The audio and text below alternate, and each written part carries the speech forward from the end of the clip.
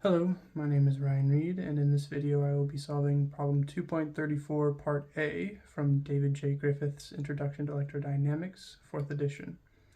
Problem 2.34 asks us to find the energy stored in a uniformly charged solid sphere of radius r and charge q. And in Part A, we are supposed to use equation 2.43 using the potential we found in problem 2.21. I will assume that you've already solved problem 2.21, but I will write it out for you here. So in problem 2.21, we are finding the potential inside and outside a uniformly charged solid sphere whose radius is r and whose total charge is q. The same for our problem 2.34. Using infinity as our reference point, we computed the gradient of v in each region and checked that it yields the correct field. And just real quickly, outside the sphere, you should have gotten that v of r is equivalent to 1 over 4 pi epsilon naught multiplied by q over r. That was for outside the sphere. Outside. For inside the sphere, you should have found that v of r, your electric potential, is equivalent to 1 over 4 pi epsilon naught multiplied by q over 2r, large r. Sorry if you can't make that out. And in parentheses, you should have 3 minus little r squared over large R squared. And that should have been the potential that you found in problem 2.21 for outside and inside a uniformly charged solid sphere whose radius is r and whose total charge is q. Now, the goal of today's video and for problem 2.34 is to find the energy stored in a uniformly charged solid sphere of radius r and charge q. That is, we want to find the energy stored. To solve for this, we will begin at equation 2.42 in the book, which is W is equal to 1/2 the summation from I is equivalent to 1 to n of charge I multiplied by electric potential of R I. This equation, as Griffith states, is how much work it takes to assemble a configuration of point charges. It's also the amount of work you'd get back if you dismantled the system. For this problem, though, it will represent energy stored in the configuration. This last sentence is the key to solving our problem. This equation represents how much energy is stored in the configuration, and with it, we are considering a uniformly charged solid sphere of radius r and charge q. What this means is that the charge q is the same throughout the whole sphere. And thanks to that, and additionally, we know the dimensions of our sphere. Therefore, instead of a summation formula, we can use equation 2.43, which, as for a volume charge density rho, equation 2.42 becomes W is equal to 1/2 the integral of rho times electric potential d tau. As part A states, we will use the potential found in problem 2.21 to solve for the stored energy.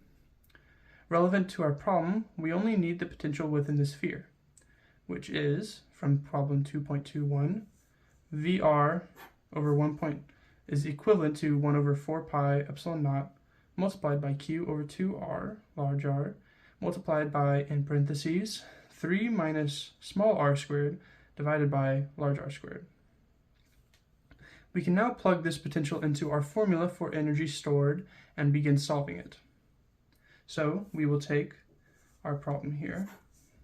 Work is equivalent to 1 over 2 times the integral of rho times electric potential d tau, and get, and using this formula, we will get W is equal to 1/2 rho 1 over 4 pi epsilon naught q over 2r multiplied by 3 minus r squared over large R squared d tau, in which we know that d tau is equivalent to r squared sine theta for dr d theta d phi. So plugging that back into our formula, we get W is equal to 1/2 from rho multiplied by 1 over 4 pi epsilon naught times Q over 2 large R multiplied by, in parentheses, 3 minus small r squared divided by large R squared multiplied by our formula here, r squared sine theta dr d theta d phi. Let me just make sure that you can see that. So our new problem now needs some domain values. And using our uniformly charged sphere of radius r and charge q, we will know that our domain values is equivalent to 0 to the radius r. Theta is going from 0 to pi, and phi goes from 0 to 2 pi. These are all basic dimensions that just describe a uniform sphere of 0 to pi for theta, 0 to 2 pi for phi, and 0 to r for the radius. Now, plugging this in, we will get the formula W is equal to 1/2 times R is equal to 0 to large R, theta is equal to 0 to pi, phi is equal to 0 to pi, all multiplied by our values here, which is rho times 1 over 4 pi epsilon naught q over 2, one moment, r, and in parentheses 3 minus little r squared over large R squared, multiplied by, of course, our d tau value, which is r squared sine theta dr d theta d phi. Now, taking this equation, we can separate it and solve it. So, rather to show you than to describe it, we will do W is equal to 1/2 times R is equal to 0 to large R of, I apologize. Before we do this step, we can do one very important thing, which is pull out the constants from within our integral. And the constants in our integral will be rho 1 over 4 pi epsilon naught and q over 2 large R. The reason these are all constants are because they do not change in this integral. They are all the same value regardless. So we can pull them out in front of the integral. So we will have rho times 1 over 4 pi epsilon naught times q over 2r. And we put this all in front of our integrals. But as I described before, we are now separating and solving. So we will separate our r, theta, and phi into their own respective integrals. So for the r integral, we will have r is from equal to 0 to large R for our radius.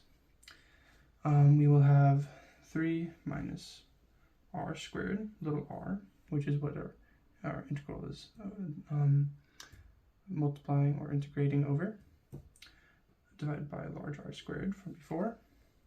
And we cannot forget the r squared from our d tau and the dr. Next, we will have the integral from theta. Theta is equal to 0 all the way to pi from a uniformly charged solid sphere. And within our integral of theta, we will just have sine theta, d theta. Lastly, we have phi. Phi has no values here. However, we of course cannot forget it. So we will have the integral from phi is equal to 0 to 2 pi for d phi. So we will go, after separating these, we will solve them step by step and end up with our solution. So we will have 1 over 2, 1 over 4 pi epsilon naught q over 2r. I'm not multiplying these together quite yet. I'll do that in a step or two later. For our r integral, we multiply this together and take the integral. I'll actually show you this real quick though, just to solidify what we're doing. We have r from 0 to r, and multiplying these together, we get 3r squared minus r to the 4th over large r squared dr. And I will just quickly write out these next ones.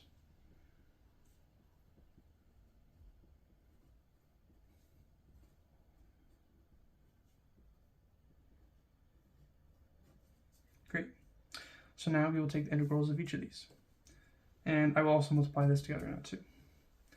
So we should get rho over q over 16 pi epsilon naught r multiplied by, I believe, 3 over 3.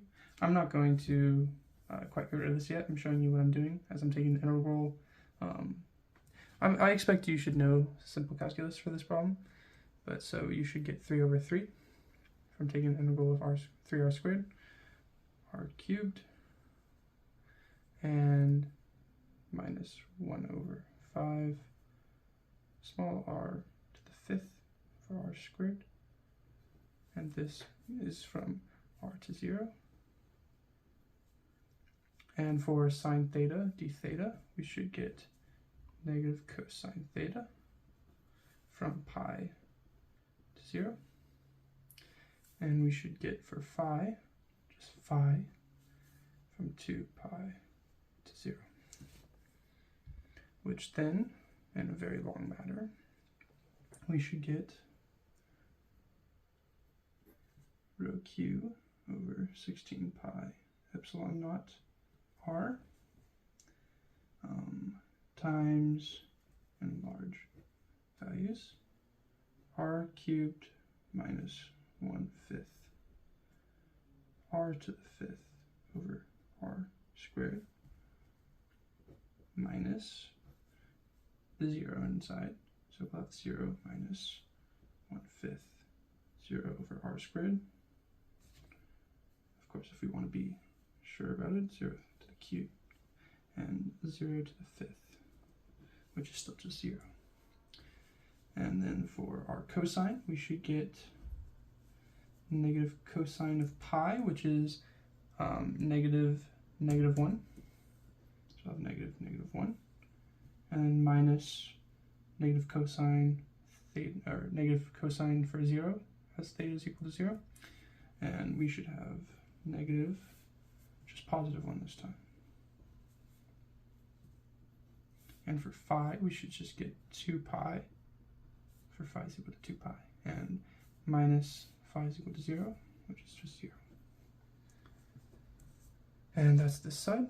So pause the video if you want to make sure you write these down. I'm going to flip the paper now and just put everything together. So we should get something like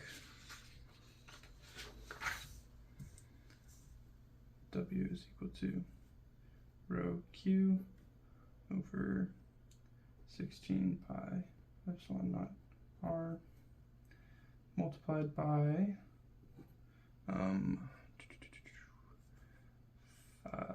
R cubed minus 1/5 R cubed from the R5 and R2, just reducing to R cubed. and minus 0, so that should just cancel out to 0. And this should end up as 1 minus negative 1, which is just 1 plus 1, which is just 2.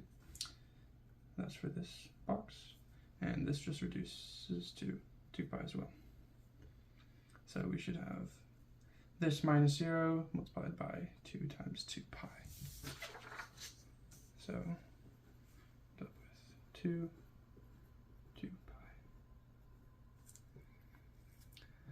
So we will end with rho q over 16 pi epsilon naught r times r cubed minus 1/5 r cubed times 4 pi. And I'm just writing that out like that for a second, as this is equal to 4/5 r cubed, as these are now up to the same power. So we will get, from multiplying 4 pi into this, just real quick, before doing the final step, we'll move the 4 pi into there, so we'll have rho over q of 4 epsilon naught r, as the pi's cancel out, and the 4 reduces to 4, and we'll have 4/5 r cubed from r cubed minus 1/5 r cubed.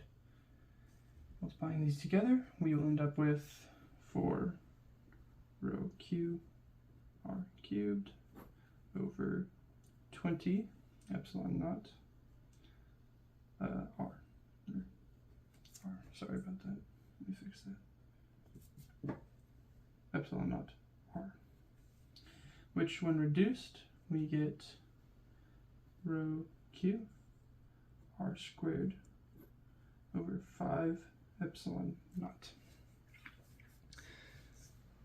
So Rw, the energy stored within our uniformly charged sphere, is rho q r squared over 5 epsilon naught. However, we are not quite done yet. Next, we'd like to plug in the value for charge density, given that it is equal to q. So charge density in a uniformly charged sphere, solid sphere to be precise, can be seen from, and given that is equal to q, so q is equal to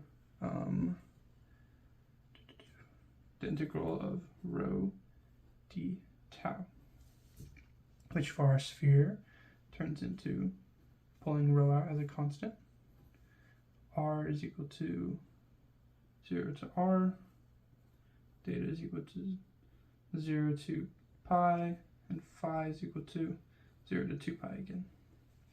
And of course we have r squared sine theta dr d theta d phi. So using this, we will of course get q is equal to rho multiplied by r is equal to 0 to r for r squared dr. Theta is equal to 0 to pi sine theta d theta, and phi is equal to 0 to 2 pi d phi, which then by doing each of the integrals we get q is equal to rho times 1/3 r cubed times, or 4 r is equal to large r, and r is equal to 0, multiplied by negative cosine theta, where theta is equal to pi and 0, and phi, where phi is equal to 2 pi 0, which reduces down to q is equal to rho 1/3 r cubed minus 1/3 0 cubed, which is just 0. So this reduces down to 1/3 r cubed, and negative cosine theta for pi is equal to -1, and minus negative cosine of 0, which is just 1, we get this is equal to 1 plus 1, which is just equal to 2. And for phi from 2 pi to 0, we will get 2 pi minus 0, which of course is just equal to 2 pi. So then we will have Q is equal to rho times 1/3 r cubed, and simply 2 times 2 pi, 4 pi, which is equal to 4 pi r cubed over 3 times rho. And put that together, 4 pi r cubed over 3. And since we want to plug in our value for rho into our energy stored equation up here, we'll just move all of this over to Q to get rho by itself. So we will have 3Q is equal to rho 4 pi r cubed, which then just becomes 3Q over 4 pi r cubed is equal to rho. Real simple math.